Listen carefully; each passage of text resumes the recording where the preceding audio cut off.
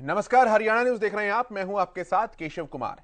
आदमपुर के महासंग्राम का शंखनाद हो चुका है और सभी राजनीतिक दल अपनी अपनी सियासी नीतियों को बनाने में आज से ही जुट गए हैं। एक तरफ भारतीय जनता पार्टी जो कि कुलदीप बिश्नोई को लेकर बहुत आश्वस्त है, तो वहीं दूसरी तरफ कांग्रेस पार्टी वो भी अपनी जीत को लेकर बहुत आश्वस्त है। भूपेंद्र सिंह हुड्डा का कहना है कि आदमपुर कांग्रेस का गढ़ रहा है। इस बार इंडियन नेशनल लोकदल ने भी कुलदीप बिश्नोई को सवालों के कटघरे में खड़ा कर दिया और उनके इस्तीफे को लेकर ही सवाल उठा दिए।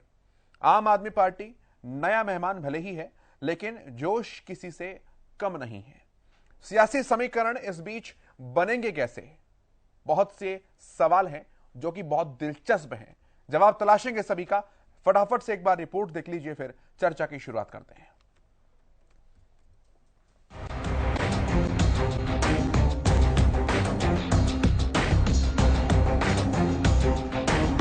6 राज्यों की 7 विधानसभा सीटों पर उपचुनाव करने का ऐलान आज चुनाव आयोग के द्वारा कर दिया गया है। इसमें हरियाणा की बहुचर्चित सीट आदमपुर भी शामिल है। कुलदीप बिश्नोई के पाला बदल यानी कांग्रेस से भाजपा में आने के बाद उनकी सदस्यता रद्द हो गई थी, जिसके कारण आदमपुर सीट रिक्त थी। अब चुनाव आयोग ने जैसे ही तारीखों का ऐलान किया, वैसे ही यहां राजनीतिक दलों की रणभेरी भी बज गई। सबसे पहले आप आदमपुर विधानसभा सीट की ऐतिहासिक राजनीति की जानकारी लीजिए। हरियाणा की कुल 90 विधानसभा सीटों में आदमपुर महत्वपूर्ण सीट। आदमपुर में पहली बार 1967 में चुनाव हुए। शुरुआत से आदमपुर में कांग्रेस के नेताओं का दबदबा रहा। आदमपुर भजनलाल परिवार की परंपरागत सीट मानी जाती है। 1968 से आदमपुर सीट पर भजनलाल परिवार का है दबदबा। आदमपुर से 9 बार विधायक रहे हैं पूर्व सीएम भजनलाल। आदमपुर से 4 बार विधायक बन चुके हैं कुलदीप बिश्नोई। साल 2019 में कुलदीप बिश्नोई जीते थे आदमपुर विधानसभा का चुनाव। साल 2019 में कांग्रेस के प्रत्याशी थे कुलदीप बिश्नोई। अब भाजपा में शामिल हो चुके हैं कुलदीप बिश्नोई। जैसे ही उपचुनाव की तारीखों का ऐलान हुआ, वैसे ही राजनीतिक प्रतिक्रियाओं का सिलसिला भी शुरू हो गया। एक तरफ कुलदीप बिश्नोई ने ट्वीट करते हुए चुनाव का स्वागत किया, तो वहीं कैबिनेट मंत्री कंवरपाल गुर्जर ने कुलदीप बिश्नोई के आने से भाजपा को फायदा मिलने की बात कही। तो वहीं नेता प्रतिपक्ष भूपेंद्र सिंह हुड्डा ने कांग्रेस की जीत का दावा कर दिया और आदमपुर को कांग्रेस का गढ़ बताया। वहीं इनेलो नेता ने भी कुलदीप बिश्नोई को आड़े हाथों लिया। भाजपा ने जब पिछली बार भी चुनाव लड़ा तो बहुत अच्छे वोट हमने पिछली बार भी प्राप्त किए थे और जो जीतने वाले कैंडिडेट थे वो कुलदीप बिश्नोई जी थे। कुलदीप बिश्नोई जी ने बीजेपी ज्वाइन कर ली, तो ऐसे में तो और अच्छे चांस हैं, ज्यादा बढ़िया चांस है। निश्चित 100% भारतीय जनता पार्टी चुनाव जीतेगी। तो क्या इस बार जो कुलदीप बिश्नोई जी है उनके बेटे को टिकट दिया जाएगा या क्या आगे विचार है? देखिए, उसका फैसला तो जो चुनाव समिति है वो करती है और वो जो भी निर्णय करेगी, वो चाहे उनके बेटे का निर्णय करती है या कुलदीप का निर्णय करती है और किसी कार्यकर्ता का निर्णय करती है, तो पार्टी ने फैसला करना है। सोनाली फोगाट की मौत के बाद क्या लगता है कुछ फर्क पड़ेगा? मैं समझता सब वर्कर सारे के सारे साथ हैं। वो एक दुखद घटना है, उससे सारी पार्टी को दुख है उस बात का, लेकिन इसका मतलब ये नहीं है कि मैं समझता हूँ कि वो सब लोग साथ हैं और सब मिलकर चुनाव लड़ेंगे और वो बीजेपी के खिलाफ थोड़ी है, वो बीजेपी के पक्ष में है। जो आज इलेक्शन कमीशन ने नोटिफिकेशन किया है, जारी किया है, 7 से शुरू हो जाएगा। 14 तारीख को नामांकन पत्र भरना आखिरी डेट है। तो जो मैंने कहा कि वहाँ कांग्रेस पार्टी ही का उम्मीदवार जीतेगा। वहाँ कांग्रेस पूरी तरह से तैयार है और लोग भी तैयार हैं। लोग भी चाहते हैं कांग्रेस पार्टी की ओर। ये उपचुनाव किन परिस्थितियों में हो रहा है, ये परिस्थितियां किसने पैदा करी, इसके लिए कौन जिम्मेवार है? ये उपचुनाव जो है, ये इस्तीफा कोई इस बात के लिए नहीं दिया गया था कि कोई मेजर रीजन हो गया जिसकी वजह से इस्तीफा देना पड़े। मैंने तो इस्तीफा दिया था तो किसान आंदोलन चल रहा था कि अंदर की सरकार किसान को कमजोर कर रही थी, उसको जमीन से बेदखल कर रही थी, कहीं किसान की रोजी रोटी छीनने का काम कर रही थी।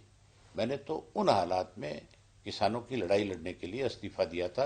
अपने हल्के के एक एक व्यक्ति से पूछ करके बात करके फिर रिजाइन करने का काम किया था। कुलदीप बिश्नोई ने क्यों इस्तीफा दिया, ये पूछने वाली बात है। कुलदीप बिश्नोई तो ये कह करके चुनाव जीतते रहे आज तक कि मैं अगला मुख्यमंत्री बनूंगा। क्या वो मुख्यमंत्री बनने के लिए उन्होंने रिजाइन किया? या अपने बेटे को राजनीति में स्थापित करने के लिए। ये इस्तीफा लोगों के हितों में नहीं दिया गया, ये इस्तीफा स्वार्थ में दिया गया है, अपने स्वार्थ की पूर्ति के लिए, अपने आप को कहीं ईडी से, इनकम टैक्स से, सीबीआई से, इन एजेंसियों से बचाने के लिए दिया गया है। उपचुनाव की घोषणा का स्वागत है। इंतजार की घड़ियां खत्म हुई। एक बार फिर से आदमपुर का मुकाबला विरोधियों से होगा और हमेशा की तरह जीत आदमपुर की होगी। देखिए, आदमपुर हल्की की जनता तो चाहती है कि भव्य चुनाव लड़े, खासतौर पे युवा पीढ़ी, लेकिन फैसला भारतीय जनता पार्टी के केंद्रीय नेतृत्व में करना है। इतना ही कॉन्फिडेंस है कि कांग्रेस जीतती है वहां से, तो क्यों ना मेरा चैलेंज स्वीकार करें। जो बार बार मैं कह रहा हूं कि भूपेंद्र सिंह हुड्डा खुद हमारे सामने चुनाव लड़े आदमपुर से, तो लोगों को पता लग जाएगा कि 10 साल को जो उन्होंने जो भेदभाव किया आदमपुर में, विकास के मामले में, नौकरियों के मामले में, पानी के मामले, वो जग जाहिर हो जाएगा और ये साबित हो जाएगा कि भूपेंद्र सिंह हुड्डा की 10 साल की सरकार एक भ्रष्ट और भूमाफिया सरकार थी या विकास की सरकार। अब एक नजर आप आदमपुर के अंकगणित पर भी डालिए। कुलदीप बिश्नोई ने दर्ज की थी जीत। 29,471 वोटों से जीते थे बिश्नोई। कुलदीप बिश्नोई को मिले थे 51.7% वोट। दूसरे स्थान पर रही थी सोनाली फोगाट। सोनाली फोगाट को मिले थे 27.78% वोट। सोनाली फोगाट को पड़े थे 34,222 वोट। कुलदीप बिश्नोई को मिले थे 63,693 वोट। इसमें कोई दो राय नहीं कि आदमपुर सीट हमेशा से भजनलाल परिवार का गढ़ रही है। आंकड़े ये भी बताते हैं कि आदमपुर की जनता ने भजनलाल परिवार को बिना पार्टी सिंबल देखे विधानसभा पहुंचाने का काम किया। इसमें चाहे हरियाणा के पूर्व सीएम भजनलाल को 9 बार विधानसभा पहुंचाना शामिल हो या फिर उनके बेटे कुलदीप बिश्नोई को 4 बार विधानसभा पहुंचाना। लेकिन उपचुनाव के मामले में भाजपा का गणित हरियाणा में एक तरफा नहीं रहा। ऐसे में आदमपुर को लेकर भाजपा की भविष्यवाणी कितनी सही होगी, ये देखने वाली बात होगी। देखना यह भी दिलचस्प होगा कि क्या हुड्डा कांग्रेस की जीत के दावे की नैया पार लगा पाते हैं या जोश केवल बयानों तक ही रह जाएगा। इनेलो इस उपचुनाव में सिंगल का टैग हटा पाती है या नहीं, ये देखना भी दिलचस्प होगा। वहीं नए मेहमान आम आदमी पार्टी का स्वागत हरियाणा की राजनीति कैसे करती है, ये जानना भी दिलचस्प होगा। Bureau report, Haryana news. तो सभी राजनीतिक दलों के अपने अपने सवाल हैं और सवालों के जवाब हम तलाशेंगे अपनी चर्चाओं के अंदर। जो पैनल मेरे साथ जुड़ा है, सबसे पहले परिचय आप जान लीजिए। राकेश गर्ग जी हैं हमारे साथ, कांग्रेस पार्टी के प्रवक्ता हैं। योगेश शर्मा जी हैं, जेजेपी प्रवक्ता हैं। डीपी कौशिक जी हैं, भारतीय जनता पार्टी प्रवक्ता। विजेंद्र रेड्डी जी इंडियन नेशनल लोकदल के प्रवक्ता हैं और बतौर राजनीतिक विश्लेषक संदीप चौधरी हमारे साथ हैं। बहुत स्वागत है आप सभी का हरियाणा न्यूज पर। कौशिक साहब, पहला सवाल आपसे, अगर कुलदीप जी ने जो बात करते हुए हरियाणा न्यूज को आज कहा कि आदमपुर की जनता तो चाहती है कि भव्य ही चुनाव लड़े, तो फिर अभय सिंह चौटाला का आरोप बिल्कुल सही है कि जो इस्तीफा बीच में दिया गया वो सत्ता के लालच में दिया गया कि अपने बेटे को चुनावी राजनीति के अंदर वो उतार सके। Keshav ji thank you. सबसे बड़ी बात तो केशव जी ये है कि चौधरी अभय चौटाला जी क्या बोल रहे हैं हमें उस पर ध्यान नहीं देना। पार्टी संगठन को या हमारी चुनाव समिति उसको डिसाइड करना किसको टिकट दिया जाए किसको नहीं दिया जाए। और मेरा मानना है भाजपा का हमारा वोट बैंक वहां पे है। पिछली बार भी हमारी अच्छी एक वोट बैंक रहा था, एक न्यू कैंडिडेट थे, उसके बाद भी सोनाली फोगाट थी, उसके बाद भी हम लोगों ने अच्छे वहां पे परफॉर्मेंस दी है और अब की बार भी जीत हमारे। उसे आप अच्छी परफॉर्मेंस कहेंगे। मोदी लहर जिसे आप कहते हैं उसमें 22,000 का वोट मार्जिन जिससे कि अब इलेक्शन डिक्लेयर हुआ है, सब भाजपा कार्यकर्ताओं में खुशी की लहर दौड़ी हुई है। और जो कैंडिडेट होगा भारतीय जनता पार्टी का, उसको दिल से उसकी कंपेनिंग करते हैं, उसको एक भारी मजबूत जिताने का काम भारतीय जनता पार्टी करेगी।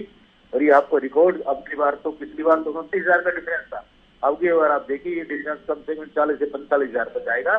कैंडिडेट जो दूसरी पार्टियों में जो भी होगा, और जैसे माने कुलदीप बिश्नोई जी का, अगर हुड्डा जी को भी शक है ये, तो हुड्डा जी वहां पे जाकर लड़के देख लें, अगर उनको भी पता चल जाएगा अपने आप में उनको इतना घमंड है, तो वो जनता को पता है।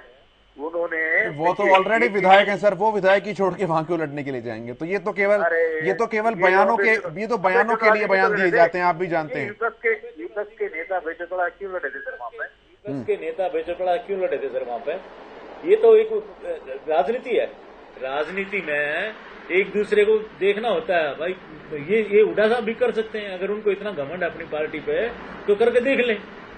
मेरा मानना ये है कि आप पिछले देखिए 96 आई थिंक जब से चौधरी भजनलाल जी गए हैं, मुझे लग रहा है आदमपुर का कांग्रेस ने भी सत्यानाश किया, और मेरे ख्याल में ये चौटाला साहब की पार्टी भी रही थी 2004 तक, उन्होंने भी सत्यानाश किया। तो भाई ये कौशिक साहब, ये जनता पार्टी कौशिक साहब, जब से आपकी बात हुई अगर मैं मान लूं तो जब से भजनलाल जी गए हैं वहां की विरासत कुलदीप बिश्नोई ने संभाली है। अब कुलदीप बिश्नोई चाहे इस पार्टी में हो, चाहे उस पार्टी में हो, चाहे इस पार्टी के अंदर हो, पार्टी कैसे बदनाम हो गई? और आप ये बताइए ना सर, 2.5 साल के अंदर और अब इस 2.5 साल के अंदर कुलदीप बिश्नोई क्या कुछ नया वहां पर कर पाएंगे? भाई चौटाला साहब सीधा सा सवाल पूछ रहे हैं, वही सवाल मैं बार बार आपको दोहरा रहा हूं। चौटाला साहब ये पूछ रहे हैं कि मैंने इस्तीफा दिया था वो किसानों के भले के लिए दिया था। कुलदीप बिश्नोई ने किस लिए इस्तीफा दिया? अपने बेटे को राजनीति में लेकर आने के लिए। और वो बिश्नोई साहब खुद वेरीफाई कर रहे हैं इस बात को। हरियाणा न्यूज से बातचीत में कह रहे हैं कि मैं चाहता, आदमपुर की जनता चाहती है कि भव्य चुनाव लड़े। वो वेरीफाई कर रहे हैं चौटाला साहब के आरोप को, आप डिफेंड कर रहे हैं।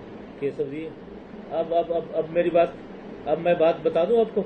हाँ बताइए ना सर, मैं तो सुनने के लिए बैठा। उन्होंने कांडला कांड उनको याद होगा, ये मैं सुनना। केशव जी, जो आज किसानों हित की बात कर रहे हैं ना, वो किसानों हित तो उनके राज में देखा था। कांडला कांड कैसे हुआ था, कंडेला कांड आपने देखा होगा।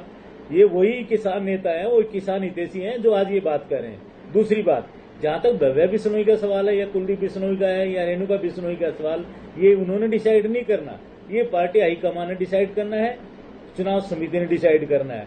मैंने कहा कैंडिडेट जो भी होगा। फिर दूसरी बात, आप कह रहे थे विकास की बात कर रहे थे जब से भजनलाल जी गए हैं। देखिए भजनलाल जी के जाने से हुड्डा साहब आए थे, हुड्डा साहब ने कितना 36 का वो करके आंकड़ी तिगड़ेबाजी करके इन्होंने सत्ता ली थी। उसके बावजूद से इनके आंकड़े 36 करे हैं कुलदीप जी के साथ भी। तो काम वहां की जनता अब की बार ये चाहती है कि हमारी सरकार 8 साल हो गए, आगे भी हमारी सरकार बनने वाली है, तो लोग वंचित क्यों रहे काम से? इसलिए आदमपुर की जनता ने सोच लिया हम बिल्कुल काम करेंगे और भाजपा को जिताकर अपने क्षेत्र का विकास कराएंगे। जी गर्ग साहब, वो कह रहे थे पिछली बार डिफरेंस वोट का था 27,000, इस बार 45,000 के आसपास का रहेगा।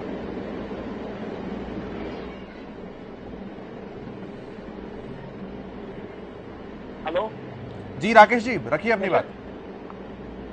मैं केशव जी, बड़ी हंसी आ रही है जब ये भाजपा के प्रवक्ता कौशिक जी बोल रहे हैं। मैं एक एक बात का ना बिल्कुल आंकड़ों के साथ बड़ा स्पष्टीकरण कर देता हूँ। सबसे पहली बात, मैं कौशिक साहब की बात को शुरू करता हूँ। ये हुड्डा साहब को चैलेंज कर रहे हैं। अभी चलो चुनाव डिक्लेयर हुआ, इनको प्रत्याशी इन्होंने घोषित नहीं किया है।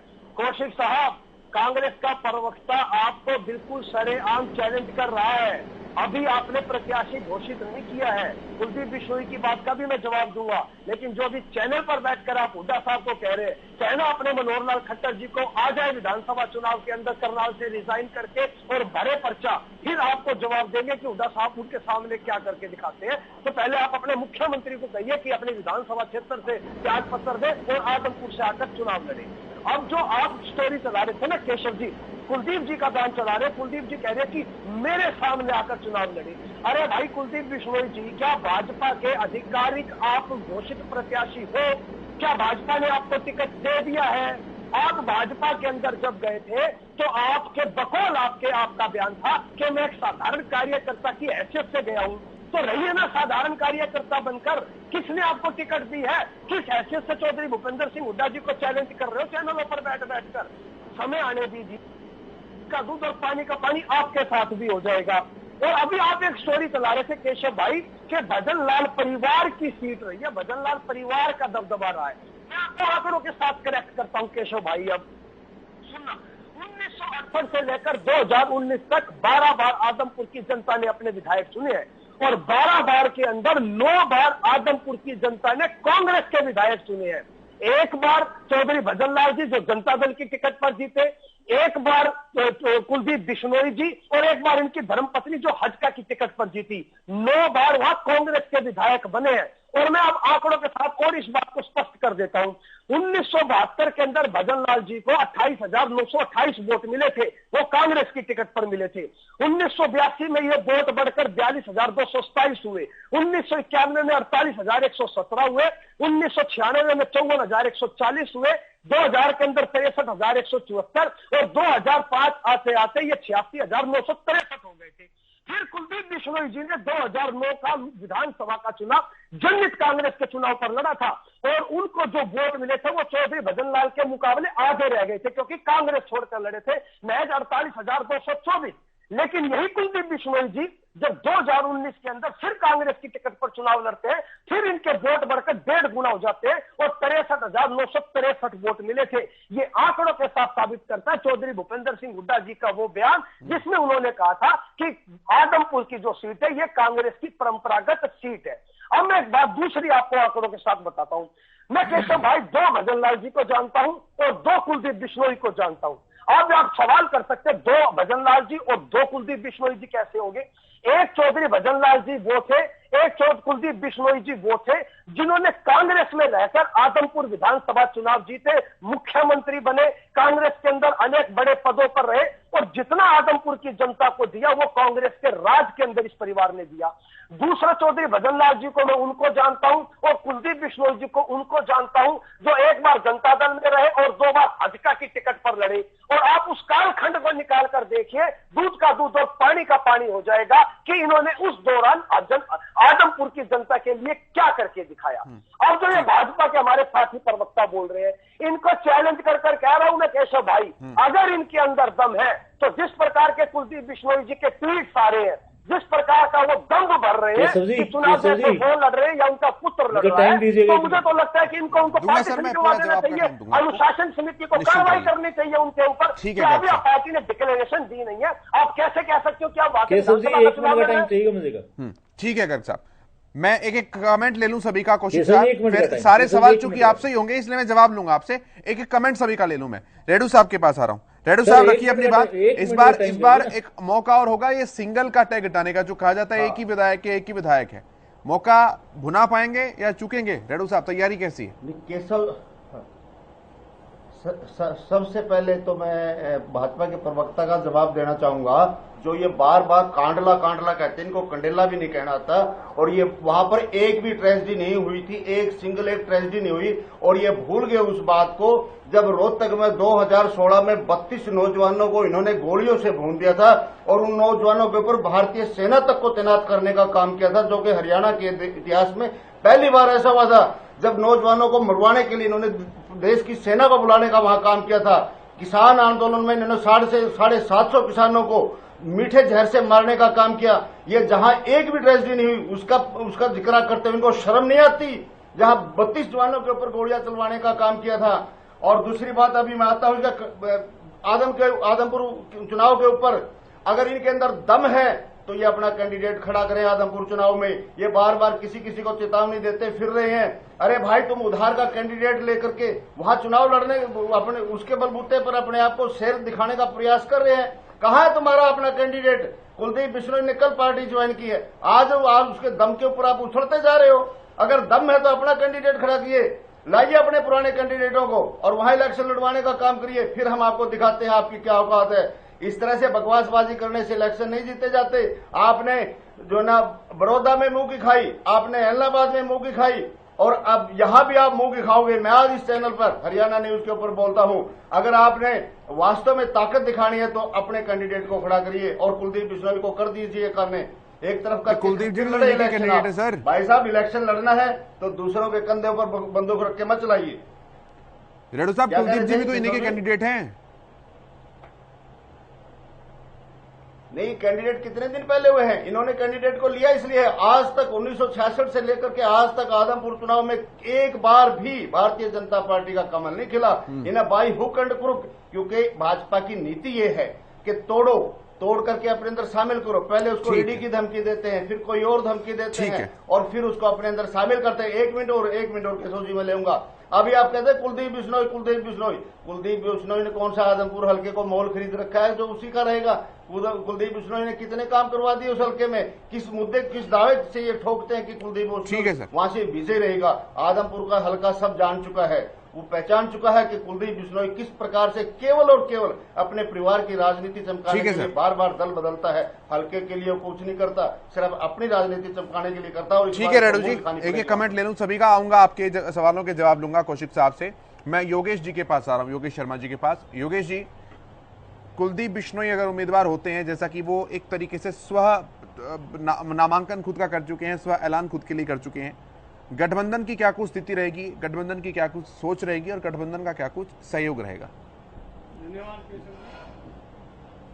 ये जहाँ तक गठबंधन का आपने सवाल किया, गठबंधन भारतीय जनता पार्टी के साथ हमारा है और पार्टी पीछे भी मिलके चुनाव लड़ी है, चाहे एलनाबाद की बात रही हो या सोनीपत में जो बाई इलेक्शन हुआ था।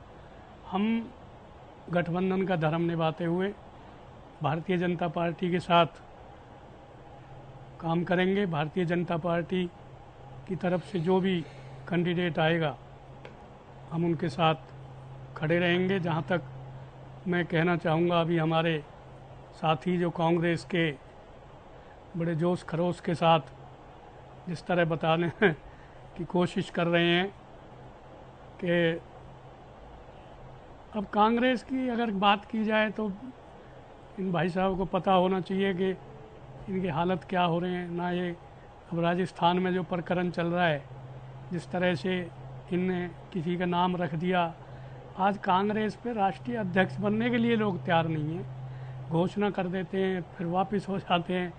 जहाँ तक कांग्रेस के हालात है, कांग्रेस तो मुझे लगता है कि आने वाले समय में कांग्रेस का कोई नाम लेने वाला। जी, अलग अलग प्रदेशों में अलग अलग स्थिति है ना। अब जब 5 राज्यों के अंदर चुनाव थे तो 3 राज्यों के अंदर कांग्रेस जीत करके आई थी, इस बात को नहीं नकार सकते हैं। मैं उसी बात पे हरियाणा के अंदर कांग्रेस की, हरियाणा के अंदर कांग्रेस आ रहा हूँ मैं उसी बात पे आ रहा हूँ। हरियाणा के अंदर इतनी बुरी स्थिति नहीं है कांग्रेस की जितना नेशनल लेवल पे। हरियाणा के, अब आप नेशनल लेवल पे आप अगर बुरी स्थिति बता रहे हैं तो हरियाणा उससे कहीं बाहर नहीं है। हरियाणा में भी इन्हें पता लग जाएगा। अभी इन्होंने पीछे एलनाबाद में इन्हें पता लगा था इनकी स्थिति क्या है, इन्हें पता नहीं लगा था। अभी थोड़े दिन, कितने दिन हुए हैं, अब ये फिर अब चुनाव में आ रहे हैं आदमपुर में। वो बड़ौदा का उदाहरण देंगे, कांग्रेस का इन्हें पता लग जाएगा। वो आपको बड़ौदा का उदाहरण दे देंगे, इन्हें समझ आ जाएगी अच्छी तरह से।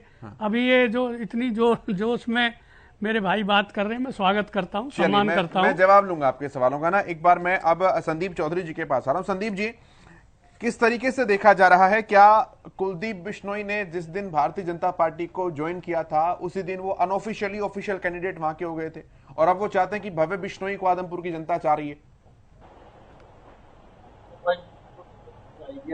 वो एकदम अप्रूव्ड चीज है, क्योंकि कोई भी इतना बड़ा नेता जब पार्टी चेंज करता है तो वो कुछ कंडीशनल चीजें होती है, उनको तय करके ही चेंज करता है। और आपने देखा जब कुलदीप बिश्नोई ने बीजेपी ज्वाइन की तो उनको काफी मशक्कत करनी पड़ी, करीब 1 महीने तक ये प्रोसेस चलता रहा। कभी प्रदेश के नेताओं के साथ मीटिंग हुई, मुख्यमंत्री के साथ मीटिंग हुई, जेपी नड्डा जी के साथ मीटिंग हुई, अमित शाह जी के साथ में मीटिंग हुई और सारी चीजें अच्छे से तय करके फाइनल करके तब ये पूरा प्रोसेस हुआ। लेकिन अब बात आती है कि चुनाव कौन जीतेगा कौन नहीं जीतेगा। देखिए केशव भाई, 2 तरीके से चीजों को देख सकते हैं। अगर आप इस एंगल से देखते हैं कि एंटी बीजेपी वोट बैंक है क्या वहां पे, कि आज तक बीजेपी वहां जीती नहीं है। अगर एंटी बीजेपी वोट बैंक है तो कुलदीप बिश्नोई की राह मुश्किल हो सकती है, चाहे भव्य बिश्नोई आए चाहे कुलदीप बिश्नोई आए।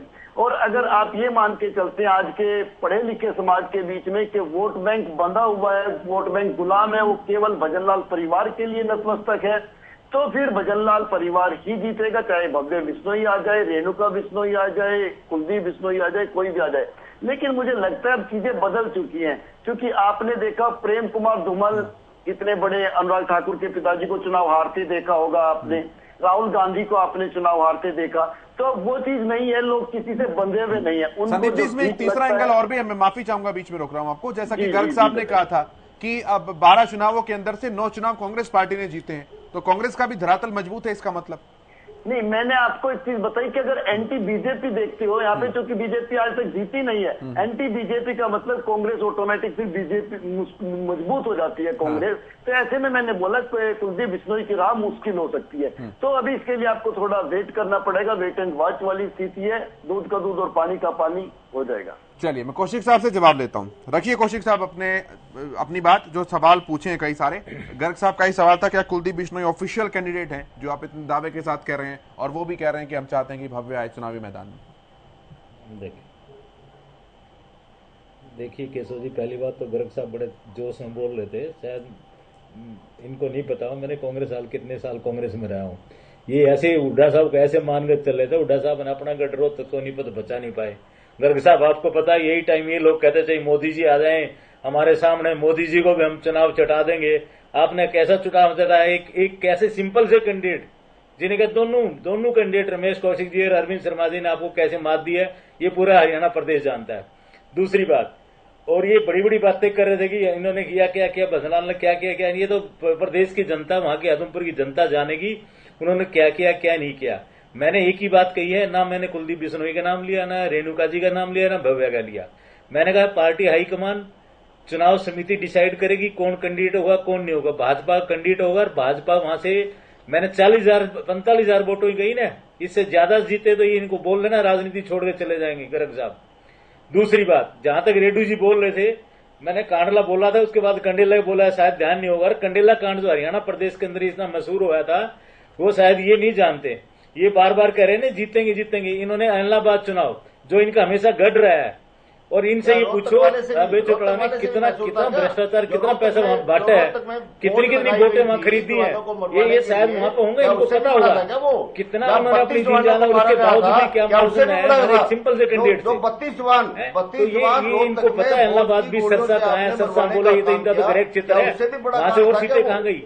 इलाहाबाद में अगर ये दोबारा जीत भी गए तो इनको पता वो कैसे जीते कैसे नहीं जीते। देखिए हमारी पार्टी का हमने कह दिया कैंडिडेट जो भी होगा केशव जी वो विजयी कैंडिडेट होगा। मैं आज दावे से कह के जा रहा हूं, जितनी वोटों में बोल रहा हूं उससे ज्यादा वोट हो सकती, कम वोट नहीं होंगी। चाहे कुछ भी कितना ही कैंडिडेट चाहिए, हुड्डा साहब की बात करें, चाहे हुड्डा साहब के बेटे की बात करें, दोनों को मैं जब रोहतक सोनीपत नहीं देख पाया कौशिक साहब कहां से क्या करेंगे। कौशिक साहब देखिए भविष्य को परखने की काबिलियत तो हम जितने लोग बैठे हैं उनमें से किसी की भी नहीं है। अब राजनीति का भविष्य तय किया जाता है पुराने अनुभवों के आधार पर। तो 2-3 समीकरण है जो कि संदीप जी ने भी बताया और चर्चा में सामने निकल कर आए। पहला तो वहां पर अगर भजनलाल परिवार का वो मान लिया जाए दबदबा, तो इस फैक्टर से तो कुलदीप बिश्नोई आगे निकल जाते हैं। लेकिन उसके लिए फिर आपको एक्सेप्ट करना पड़ेगा कि कुलदीप बिश्नोई पार्टी लाइन से हटकर अभी ये कह रहे हैं कि हाँ मैं ही ऑफिशियल कैंडिडेट हूं। उन्होंने कहा ना ये, और वो कह रहे हैं कि हम चाहते हैं कि भव्य जो है वो सामने आए। दूसरा, अगर यहां पर ये जैसा कि गर्ग साहब का विश्लेषण अगर मान लें कि 12 में से 9 विधानसभा चुनाव वहां पर कांग्रेस पार्टी ने जीते हैं, तो फिर इसका मतलब वहां पर कांग्रेस का ही वर्चस्व ज्यादा है। तो आप मुझे ग्राउंड तो बताइए कि भाई हम ग्राउंड के आधार पर इस बिहाफ पर ये बात कह रहे हैं कि यहां पर कुलदीप बिश्नोई जीत जाएंगे। मैं देखिए मैं बता रहा हूं आपको, आप ये जो इस ग्राउंड की बात कर रहे हैं ना, ये भाई कांग्रेस जीती है, ये भूल जाए कांग्रेस जीती वहां पे, ठीक है ना। भजनलाल जी का अपना वर्चस्व वहां पर है, जैसे हुड्डा साहब वहां से जीत के आते हैं, चौधरी कौशिक साहब तो आंकड़ों के हिसाब से कह रहे हैं ना। अरे रुक जाओ, इतने उतावले क्यों हो रहे हो? अरे रुक जाओ यार, रुक जाओ। देखिए हमेशा चौधरी भजनलाल जी का वो रहा है, और भजनलाल जी की अपना पर्सनल व्यक्तिगत उनका जो स्थान है वो आदमपुर की जनता जानती है। जहां तक सवाल है उनका बीजेपी में ज्वाइन करने का, देखिए कोई भी नेता था, वो संदीप जी ठीक कह रहे थे कंडीशनल होता है। अब मैं ऑफिशियली कैंडिडेट तो मैं, उन्होंने बोला है, मेरी पार्टी की प्रवक्ता होने के नाते मैं तो नहीं बोल रहा, तो आप खंडन तो करेंगे? पार्टी के किसी सीनियर लीडर ने बोला। देखिए चुनाव समिति है सर, आप खंडन भी नहीं करेंगे? फिर चुनाव समिति डिसाइड करेगी किसको टिकट मिलना। नहीं मैं कह रहा हूं सर, टिकट मिलेगा, भाजपा की जीत के लिए टिकट मिलेगा, चाहे वो कोई भी कैंडिडेट आए, वो अच्छे वोटों से जीतेगा। और ये सारे मेरे मित्र जो बैठे हैं विपक्षी जो बातें कर रहे हैं, साहब मैं तो आपको अग्रिम शुभकामनाएं दे रहा हूं, आप मुझे ग्राउंड समझा दीजिए कि इस आधार पर मुझे लग रहा है भाई आप अगर ये मानते हैं कि उपचुनाव में भाजपा को फायदा होता है, तो फिर उसमें जींद उपचुनाव के बाद जो है अब बड़ौदा का उपचुनाव था, वहां पर कांग्रेस पार्टी लेकर के आई थी। मैं बता देता हूं सर, जिस तरह से कांग्रेस पार्टी जैसा हालात वो चल रही कांग्रेस पार्टी, उसका देश जान चुका है इस कांग्रेस पार्टी का वर्चस्व क्या है आज के टाइम में हिंदुस्तान में। इन लोग आपस में जैसे चलते हैं ना, कोई इतना खरीदा बिकता जाता है, कोई कहीं जाता है, कोई कहीं जाता है, अलग स्थितियों में अलग अलग होती है। नहीं अब दक्षिण का कोई राज्य थोड़ी ना कह सकता कि भाजपा का अस्तित्व नहीं है। हरियाणा में तो हुड्डा ने, अरे सर सुनो मेरी बात, हरियाणा में तो हुड्डा ने कांग्रेस को खत्म कर दिया। अगर यहाँ पर और कोई नेता होता मैं मान भी लेता, कोई हुड्डा साहब जैसे जो अपने रोहतक के अंदर बाप बेटे दोनों सोनीपत के अंदर, जिन्हें वहां नहीं रोक अपने आप रोक पाए, मैं लिख के दे रहा हूँ। अगर कौशिक साहब देखिए आप प्रवक्ता हैं, पार्टी की भावनाएं खत्म किया है, आप प्रवक्ता हैं, पार्टी की भावनाएं आपके अंदर होना जायज है, मैं उसको गलत नहीं ठहरा रहा हूं। लेकिन लोग और डिबेट पर जो बात रखी जाती है वो आंकड़ों के आधार पर रखी जाती है, भावनाओं के आधार पर नहीं। आपको हुड्डा साहब खराब लग रहे हैं, कोई बात नहीं, लग सकते हैं, आपके प्रतिद्वंदी हैं, लेकिन जिन हुड्डा साहब को खराब बता रहे हैं वो दूसरी सबसे बड़ी पार्टी है प्रदेश की। अरे सर, किसने कह दिया? मेरी बात सुनिए। अरे किसने क्या कह दिया? विधानसभा की सीटों के आंकड़े बताते हैं सर। देख लिए होंगे, कुलदीप जी के देखे होंगे, अपने शैलजा जी के देखे होंगे। सुनिए सर, और आपने रणदीप जी के बयान देखे होंगे। अगर कांग्रेस को खत्म किया तो सिर्फ हुड्डा ने खत्म किया कांग्रेस को नहीं। कांग्रेस मैं मानता हूं 10 साल राज किया इन्होंने, लेकिन जैसा राज हुड्डा साहब ने किया ऐसा राज कभी ना आए। और जितनी डर्टी पॉलिटिक्स हुड्डा साहब करते हैं उतना इसने कांग्रेस को बिल्कुल जीरो पे लेना काम हुड्डा साहब ने किया है। मैं गर्ग साहब मैं कहता हूँ अब की बारी, पहले इनकी 31 थी, अब की बारी 11 पे रह जाए ना, तो मैं आपको बता रहा हूँ। राकेश जी, मैं केशव भाई सिलसिलेवार ढंग से सारी बातों का उत्तर दे देता हूँ। कौशिक जी बड़े भाई हमारे सीनियर प्रवक्ता है और धैर्य से मुझे लगता सुनेंगे। पहले के जो मेरे सवाल थे उनके जवाब नहीं दिए, लेकिन चलिए कुछ और सवाल इनसे कर देते हैं। पहले जो भाजपा के प्रवक्ता और भाजपा सरकार जब किसानों की बात करती है तो निसंदेह मुझे लगता है केशव भाई, जो भी किसान भाई आपका चैनल देख रहा होगा उसका खून खोल जाता होगा। अभी धान की फसलों की खरीद शुरू हुई नहीं हुई है, मंडियों के अंदर पानी भरा हुआ है, खेतों के अंदर पानी भरा हुआ है, गिरदावरी ये करवा नहीं पा रहे हैं। जो गिरदावरी के आंकड़े हैं वो अभी अखबारों में आया था कि सारे के सारे ठेक इन्होंने दे दिए हैं। 1 साल तक किसान बॉर्डरों के ऊपर बैठे रहे, 800 से ज्यादा किसानों ने शहादत दी है।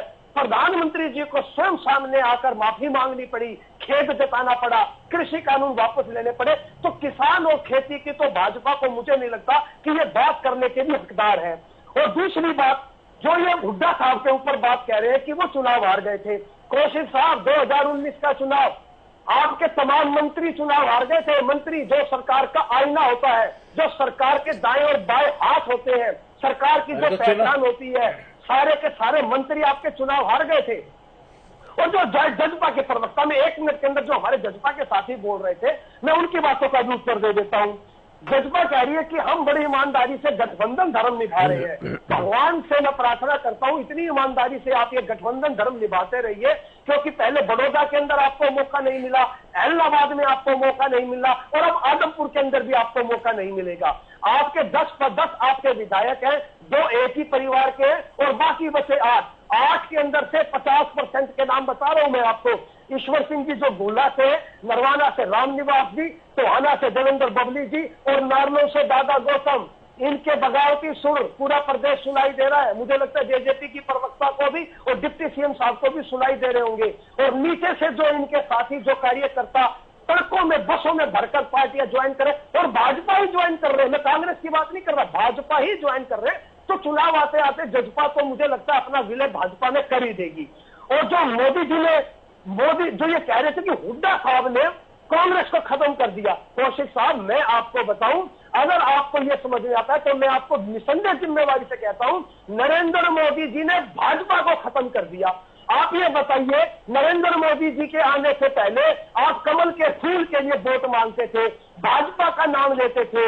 पूरी की पूरी आज भारतीय जनता पार्टी सिर्फ 2 लोगों की व्यक्तिवाद की पार्टी है, माननीय अमित शाह जी और माननीय प्रधानमंत्री नरेंद्र मोदी जी। कौन करता है भाजपा की बात, कौन कर रहा है कमल के फूल की बात? जहां अगर गली के किसी कुनुक्कड़ पे अगर एक कुआं आप लोग खोल दो तो उसका श्रेय भी नरेंद्र मोदी को दिया जा रहा है, भाजपा सरकार को या कमल के फूल को नहीं दिया जा रहा है। अब मैं एक और बड़े रोचक तथ्य पर आता हूं केशव भाई, आप ये देखना 2019 का विधानसभा का चुनाव लो या लोकसभा का चुनाव लो, अभी हमारे इनेलो के प्रवक्ता साथी ने भी बिल्कुल उचित बात कही है उन्होंने कि भाजपा के पास 90 विधानसभा सीटों के ऊपर लड़ाने के लिए प्रत्याशी नहीं होते।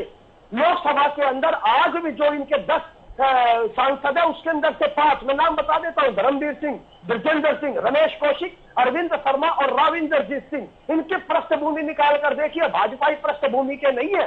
और ऐसा ही जजपा के अंदर भी हाल है, रामनिवास जी, देवेंद्र बबली जी, रामकरण काला जी, दादा गौतम जी, जो कि कह सके वो तो मूल रूप से चौटाला विरोधी रहे हैं। और ऐसे ही जो विधानसभा के चुनाव हुए थे उसके अंदर विनोद भ्याना जी, जेपी दलाल जी, रंजीत चौटाला जी, ऐसे बड़ी लंबी लिस्ट है।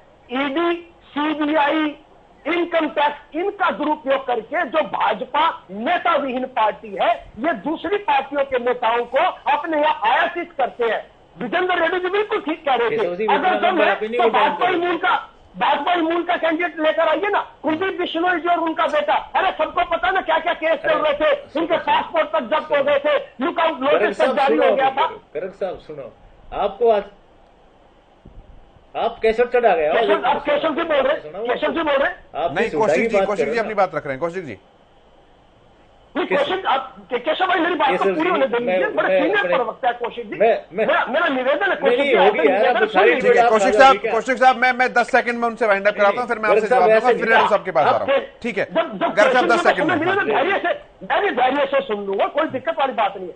हमारे रोहतक के जो मेयर है मनमोहन गोयल, वो भी कांग्रेसी रहे हैं।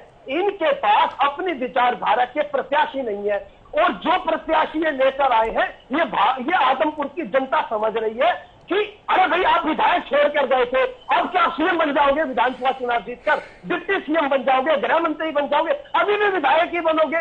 तो ऐसी कौन सी परिस्थितियां आ गई थी कुलदीप बिश्नोई जी के सामने कि विधायकी छोड़कर दोबारा विधायकी बनने के लिए लालायित हो रहे हैं? अरे भाई वो कौन से कारण थे? कारण स्पष्ट है, या तो ईडी का है, या सीबीआई का है, या इनकम टैक्स का है। भाजपा, मैं एक बात और आपको केशव जी कह सकता हूं, आप जिला स्तर से उठाइए, प्रादेशिक स्तर तक और राष्ट्रीय स्तर तक, भाजपा के जो मूल में है, मैं कह सकता हूं कि करीब करीब 40% कांग्रेस की विचारधारा के लोग हैं। इनका अपना आज भी कुछ नहीं है। ठीक है सर, कौशिक साहब जवाब दीजिए, फिर मैं विजेंद्र जी के पास आ रहा हूं, रेणु साहब के पास। देखिए गर्ग साहब ने जो बातें कही बड़ी मतलब जोश में आज ने कुछ न कुछ तो मतलब ख्याल में माता जी के रानी से। मुझे एक बात बता दीजिए, जिस हुड्डा साहब की बात कर रही है, इनको ये बताइए हमारे मंत्री हार गए। अरे हार तो तुम्हारे आका भी हार गए, जिस हरियाणा प्रदेश में हुड्डा के नाम से कांग्रेस को जाना जाता है। कांग्रेस, आप ये कह रहे हैं ना मोदी जी ने बीजेपी को खत्म कर दिया। अब मोदी जी ने बीजेपी को खत्म नहीं किया, मोदी जी ने तो आप लोगों को कांग्रेस को खत्म कर दिया। और जिस कांग्रेस की बात कर रहे हो हुड्डा कांग्रेस जी, आपके कांग्रेस के नेता कहते हैं, मैं नहीं कह रहा, पूरा प्रदेश जो कांग्रेसी है वो कांग्रेस कल्चर के लोग हैं, वो ये कहते हैं कि हुड्डा कांग्रेस है। तो आप बिना हुड्डा के नाम पर एक बार तो चुनाव लड़के देख लीजिए, अगर आपको ये लग रहा है तो ये मोदी जी वाले। दूसरी बात, आप कह रहे मंत्रियों, आप एक मिनट, नहीं आप छोड़ दो ना। अब कहां से हुड्डा साहब आगे? कांग्रेस के नाम पर लड़ो ना, आपको पता चलेगा कांग्रेस के नाम पर लड़ो। दूसरी बात, आप कह रहे हमारे मंत्री हार गए। अब सुनिए सर, अब गर्ग साहब, अब सुनिए, आप कह रहे मंत्री हार गए, तो कोई मंत्री नहीं थे। कितना बड़ा कदम होगा? अरे सुन तो लो सर, मैं भारतीय जनता पार्टी कार्यशैली में जीत निश्चित करेंगे हम लोग। हमारे बता रहे जो हमारी नीतियां है, हमारे जो काम है, वो उस पर जनता मोहर लगाती है, ना कि खट्टर साहब पे लगाती है, ना भाजपा की नेता पे लगाती है। हमारी सरकार जीतती है तो हमारे कार्यों पे जीतती है। अब सुनो, अब पहले सुन तो लो, आप बीच में बोल लेते हो। दूसरी बात, आप जो कह रहे थे कि हमारे मंत्री हार गए, आप देखिए आपके हमारे तो अरविंद शर्मा जी को मंत्री थे, या माला रमेश कौशिक जी मंत्री थे। आपके दोनों बाप बेटे जिनको कहते थे हुड्डा कांग्रेस के, दोनों बाप बेटों में ऐसा आ रहा है जो जिंदगी में कभी सोच नहीं सकते। और सुनो, और मैं आगे क्यों कह रहा हूँ, चैलेंज से अगर दोनों बाप बेटों, एक मिनट, मेरे बीच में बोल रहे, मेरे को टोक रहे थे। गरज साहब सुन लीजिए, अरे गरज साहब सुन लीजिए, मैं कहता, एक मिनट सुनो, भ्रष्टाचार जितना हुड्डा का भ्रष्टाचार है तो हिंदुस्तान में क्या ही नहीं होगा। गरज साहब जितना हुड्डा ने भ्रष्टाचार किया है, मैं कह रहा हूँ जितना भ्रष्टाचार हुड्डा है, इतना तो शायद कांग्रेस में कोई रहा भी नहीं होगा, पूरे हिंदुस्तान में नहीं रहा होगा। दूसरी बात सुनिए, आपने आज फिर आपको बोल रहा हूँ, अगर ऐसे इलेक्शन होते ना तो राज्यसभा नहीं जाता दीपेंद्र फिर चुनाव लड़ता लोकसभा का। मैं कह रहा हूँ अब की बार सुनो, अरे मेरी बात सुनो ना, अब फिर दोबारा चुनाव लड़ा हुड्डा जी को, फिर आपको जनता सताएगी, आपको क्या है? अगर ऐसा ही होता तो क्यों राज्यसभा गए, क्यों शहजादी सीट खाकर राज्यसभा गए? चुनाव लड़ते हैं लोकसभा का, टूटे के भागे दोनों बाप बेटे। आप इस चीज का आरोप नहीं लगा रहा, सबसे बड़ी आप भ्रष्टाचारी पार्टी है, भ्रष्टाचार किया आप लोगों ने, इसकी सजा भुगतोगे। ये देखिए, आप मैं क्या कह रहा हूँ, आप ये बताइए दीपेंद्र हुड्डा का लगाओ, दोनों के फिर आर्मी से फिर बता रहा हूँ आपको, हमारा कोई भी कैंडिडेट होगा आपको दोनों से हराने छोड़ेगा। आप भ्रष्टाचार की बात करो ना, इससे हिंदुस्तान का रिकॉर्ड बच्चा जानता है कि हरियाणा का सबसे बड़ा भ्रष्टाचारी हुड्डा है, और कांग्रेस को खत्म करने का हुड्डा है। मनोहर लाल खट्टर जी का नाम लिया, आप चौधरी भूपेंद्र सिंह हुड्डा कर रहे हो। क्या भूपेंद्र सिंह हुड्डा को अपना भी नेता मानते हो कौशिक साहब? मैंने पार्टी की नीतियां बोला, गरज साहब मेरी पार्टी की नीतियां बोल रहा हूँ। मेरी पार्टी, मैं कह रहा हूँ भारतीय जनता पार्टी की जहां सरकारें हैं वहां वहाँ उनकी नीतियां काम कर रही हैं, उनका काम बोलता है उनका। आज हरियाणा प्रदेश में कहीं जहाँ हमारी सरकार है वहाँ के लोगों से पूछिए। अरे अभी आपने चुनाव देख लिया, आपने बहादुरगढ़ रोहतक, आपने बहादुरगढ़ देखा, आपने जैसे चुनाव देखा क्या? आप क्या जीतोगे? आप क्या जीतोगे? बताइए मुझे। एक जिला परिषद चुनाव में जीत नहीं सकता आप, एक जिला परिषद। चलिए ठीक है सर, हम लोग थोड़ा सा आदमपुर केंद्रित रहे तो मुझे लगता है ज्यादा अच्छा रहेगा। ठीक है सर, मैं आगे बढ़ रहा हूँ। पुराने हिसाब किताब ठीक है अपनी जगह, लेकिन हम आदमपुर सेंट्रेड रहेंगे। आपने नाबालिग बल की बच्चियों के खरीद में 1 नंबर बना दिया। ठीक है राकेश जी, अरे गरग साहब, आपने इस प्रदेश को नंबर गरग साहब, धकेल दिया। अरे मुझे बताओ, बहादुरगढ़ जिला परिषद, जब जिला परिषद कहाँ गई आपकी? के आंकड़े पढ़ दो, बता दो ना आप, बताइए कहाँ है वो गुड्डा? ठीक है सर, मैं बताइए। छोटा सा चुनाव हमारे हाथ में, छोटा सा चुनाव नहीं जीत पाए वो, आप उसके गुणगार हो। ऐसे आदमी गुणगार है। चलिए ठीक है, मैं रेडू साहब के पास आ रहा हूँ। ठीक है सर, ठीक है मैं रेडू साहब के पास आ रहा हूँ। मैं रेडू साहब के पास आ रहा हूँ। रेडू साहब, अरे काहे के ना बात करो? अरे ठीक है सर, मुद्दे की बात करो। हर मामले के अंदर प्रदेश का बेड़ा गर्क करके भाषण देते हो आप टीवी के ऊपर बैठ के। रेडू साहब, अरे बेटा 10 साल में आप लोगों ने गलत किया। 10 साल में हुड्डा ने पूरे हरियाणा प्रदेश को लूट कर खाया। और जिसकी सजा भुगतेंगे वो पूरा हरियाणा प्रदेश लूट कर खाया इस रोहतक वालों ने। मैं क्या कह रहा हूँ? अरे हुड्डा साहब का तो वो सत्यानाश होना, मैं आपको बता रहा हूँ, लिख के दे रहा हूँ। आप सुना मेरी बात, आप एक राज्यसभा, आपके एमएलए होने के बाद भी राज्यसभा नहीं बचा पाया आपने। कहे कि उठा गुणगार है आप, ऐसे आदमी गुणगार है जिन्होंने पूरा कांग्रेस को खत्म किया। आपके मंत्री उठा रहे। गरग साहब, ठीक है सर, ठीक है, गलत गाड़ी पकड़ ली आपने। ठीक है, गलत गाड़ी पकड़ ली गरग साहब, गलत गाड़ी पकड़ ली आपने। रेडू साहब रखिए अपनी बात। हाँ केशव जी देखिए, सबसे पहले तो आज की डिबेट से लग रहा है कि बीजेपी वालों को किसी बात का कोई जवाब नहीं है। वो इसको डिबेट को डिरेल करने के लिए कहीं कहीं उसको घुमाने का प्रयास किया जा रहा है, जबकि डिबेट हमारे आदमपुर बाई इलेक्शन के ऊपर तो वहीं पर सेंटर्ड रहनी चाहिए ये। और कभी किसी का बात जिक्र करते हैं, कभी किसी का जिक्र करते हैं। लेकिन एक बात और मैं दोबारा से कहना चाहूंगा, पहले मेरी रह गई थी, जिसकी बैसाखियों के ऊपर आज हरियाणा प्रदेश की सरकार चल रही है, वो उस समय में इनेलो ही हुआ करती थी। जिसके सारे आज सत्ता सुख भोग रहे हैं, वो उस टाइम इनेलो ही थी। मेरा इशारा जेजेपी की ओर है। अजय सिंह चौटाला जी राज्य के प्रमुख हुआ करते थे और वो इनेलो हुआ करते थे। आज उसी की बैसाखियों पर सरकार चला रहे हैं और उसी की बुराई कर रहे हैं। इनके गठबंधन का नहीं पता हमें किस प्रकार का गठबंधन है। दूसरी बात देखिए केशव जी, मेन मुद्दा आदमपुर चुनाव का है।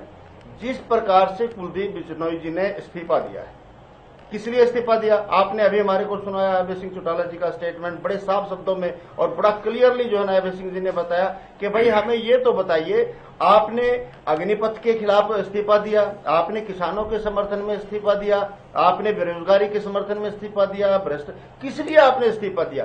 केवल और केवल मात्र अपने बेटे को राजनीति में सेटअप करने के लिए। It is the only reason to give resignation from his MLA post. तो किस काम से वो अपने बच्चे को सेटअप करने के लिए इस्तीफा दे रहे? या जो मुकदमे इनके खिलाफ चल रहे हैं उनको खत्म करवाने के लिए। मैं वहीं आ रहा हूँ। अपने बेटे को राजनीति में सेटअप करने या फिर जो इसके ऊपर प्रेशर बने हुए थे जैसे राकेश जी का, उनको खत्म करवाना। और ये सत्य नहीं कौशिक साहब, मैं कांग्रेसी नहीं बोला, मैं आ रहा हूँ, मैं वहीं आ रहा था कि किस वजह से उन्होंने इस्तीफा दिया। और यदि उन्होंने इस्तीफा दिया, जो भी रीजन है उन्होंने इस्तीफा दिया, तो भाजपा की ऐसी क्या मजबूरी थी कि कुलदीप बिश्नोई के अलावा उनके पास कोई कैडर ही नहीं था और इन्होंने आज ज्वाइन किया और कल को इनको टिकट देकर के मैदान में उतारा जा रहा है। तीसरी बात इसमें और है, मैंने कुलदीप जी का भी बयान आपने सुनाया हमारे को भी, मैंने बड़ा ध्यान से उसको सुना है। कुलदीप जी कहते हैं कि जेजेपी वाले भी हमारे साथ आ जाएंगे या हमारा साथ देंगे। आज मेरी आपके साथ केशव जी तीसरी डिबेट है आज हरियाणा न्यूज के ऊपर और अनेक तरह के विचार इसमें आए हैं। तो अभी हमने कुलदीप जी को भी सुना था 5 बजे वाली डिबेट में, तो वो कह रहे हैं कि शायद जेजेपी भी हमारा साथ देगी। अरे भाई तुम गठबंधन की बात कर रहे हो, एक तरफ जेजेपी कह रही है हम तमन्ना के बिल्कुल जो है ना इत्मीनान के साथ इलेक्शन में मदद करेंगे, कुलदीप बिश्नोई जी उसके ऊपर शक डाल रहे हैं, शक कर रहे हैं। योगेश जी तो कह रहे हैं कि हम गठबंधन का फर्ज निभाएंगे। मैं स्वयं जो है ना हिसार सांसद के लिए, हाँ योगेश जी कह रहे हैं, लेकिन कैंडिडेट नहीं मान रहा है, कैंडिडेट डाउटफुल है भी, वो कह रहा है कि शायद हमारा साथ मेरा साथ देंगे वो। और दूसरी बात वो कह रहे हैं कि हिसार लोकसभा का इलेक्शन के लिए मैं आऊंगा, मैं हिसार लोकसभा के इलेक्शन लड़ूंगा। ऐसे में जेजेपी तो मैं कहता हूं कि 2024 में भी जेजेपी यही कहेगी कि हम गठबंधन का धर्म निभाएंगे, कैंडिडेट बीजेपी खड़े करेगी और ये धर्म निभाएंगे और उनके प्रचार और प्रसार में जाएंगे। जिस प्रकार से आज जेजेपी का हाल हो रहा है, कहीं भी ये एक बार भी खड़े होकर ये नहीं कहते कि हमारा भी दावा है हम इलेक्शन लड़ेंगे, बाद में टिकट किसी को भी मिले। ये तो एडवांस में ही 2 साल से सरेंडर कर देते हैं, पहले से ही सरेंडर कर रखे हैं। मैं जवाब लेता हूं योगेश जी। और एक और दो पकड़कर चलने वाला टैग लगा, अगर कांग्रेस पार्टी एक सेकंड जल्दी से sir, only 2 second Keshav ji, अगर कांग्रेस पार्टी अपनी मजबूती के साथ चुनाव लड़ती है, मजबूती से खड़ी रहती है इलेक्शन में, तो guaranteed Indian National Lokdal party यहां से इस सीट को जीतने का काम करेगी। क्योंकि देखा आपने 2014 में 40,000 vote, 39,500 vote Indian National Lokdal party ने लिए थे। अगर कांग्रेस सही से मजबूती से चुनाव लड़ो, भाजपा अपने ढंग से चुनाव लड़ो, तो Indian National Lokdal party Adampur को जीतने का काम करेगी। Division of votes, triangular reaction का फायदा आपको मिलेगा, आप ऐसा कह रहे हैं। चलिए मैं इस पर भी बात कर लूंगा, योगेश जी से पहले बात कर लेते हैं। योगेश जी, सब आरोप लगा रहे हैं उंगली पकड़ के चलने का। केशव जी, जहाँ तक उंगली पकड़कर चलने की बात है, हमारे पास हमारे 10 विधायक होने के बावजूद आज हरियाणा प्रदेश में हम डिप्टी सीएम की हैसियत से पार्टी के साथ हैं, सरकार में काम कर रहे हैं। पिछले लगातार 3 साल पूरे होने जा रहे हैं। हरियाणा प्रदेश के विकास में माननीय दुष्यंत चौटाला जी ने अगर अपनी कहीं कोर कसर रखी हो, मैं 10-10, 11-11 बजे तक जो इंसान पर्चियां लेते रहे, बात करते रहे, लोगों के काम करते रहें, मैं समझ सकता हूं इनेलो वाले हमारे साथी का जो दुख है, बहुत अच्छी तरह हम समझ सकते हैं इस बात को। कोई बात नहीं, आप कह रहे हैं कि भाई हम उंगली पकड़ के चल रहे हैं, हम कह रहे हैं कि हम सरकार चला रहे हैं, हम डिप्टी सीएम की हैसियत से सरकार में काम कर रहे हैं और लोगों की सेवा कर रहे हैं और आने वाले समय में आगे लगातार करते रहेंगे। जहाँ तक गठबंधन धर्म की बात आती है, गठबंधन धर्म में जो भी अपने पार्टी भारतीय जनता पार्टी का कैंडिडेट आए, अभी ये बैठ के तय होगा, ये आपने इन्होंने तय कर दिया दोनों ने कि कुलदीप बिश्नोई जी, फलाने जी, अभी ना किसी ने, ना भारतीय जनता पार्टी ने अपना कोई उम्मीदवार उतारा है, ना अभी किसी का कोई नाम डिक्लेयर हुआ है। अभी रेडू जी कह रहे हैं कि भाई, कुलदीप जी कह रहे हैं कि भाई शायद वो भी हमारे साथ आएंगे। मैं फिर दोहरा रहा हूँ, हम गठबंधन के साथ हैं। भारतीय जनता पार्टी जिस भी कैंडिडेट को मैदान में लेके आएगी, हम उनके साथ खड़े रहेंगे। गर्ग साहब की बात का मैं जरूर जवाब देना चाहूँगा। तेज बोलने से, शोर मचाने से चुनाव नहीं जीते जाते। इतिहास गवाह है कि वहाँ आज तक कौन जीता है, यही परिवार वहाँ कायम रहा। आपने 4 विधायकों की बात कही, मैं बड़ी शांतिपूर्वक तरीके से, शोर में भी मचा सकता हूँ, तेज भी बोल सकता हूँ, लेकिन मैं शांतिपूर्वक तरीके से आपको ये बताना चाहता हूँ कि तुम्हारी जिस तरह जूतियों में दाल बट रही है, ये राज्यसभा में आप देख चुके हो, मुझे कहने की ज़रूरत नहीं है।